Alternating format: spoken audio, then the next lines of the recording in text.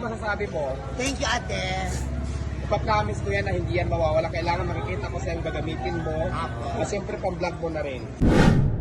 Yo, shoutout sa lahat ng mga fans, supporters ng Diwata, Pares Over fan page or sa official account ni Diwata.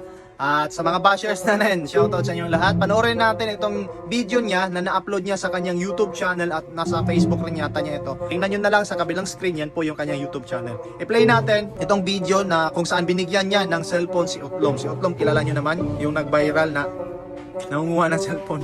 Hindi po ako pumasok. Nakita ko lamang ang cellphone na ito sa ibabaw ng pasimano at ito po ay aking kinuha. Hindi po masama ang aking ginawa dahil ang aking pong konsyensya ay clear. Okay, play. So yan naman guys, dito kami yan sa Bibo. Ayan. Bibo. Tapos ayan, tinupad ko na yung sabi ko, diba?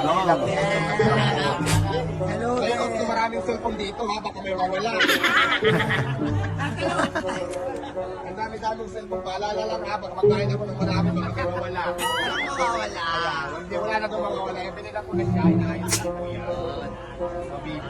Okay. Ano masasabi mo? Thank you, ate. Ipa-promise ko yan na hindi yan mawawala. Kailangan makikita ko sa yung gagamitin mo. At siyempre pang-vlog mo na rin. Salamat po. Ayan, kaya yung napili namin eh.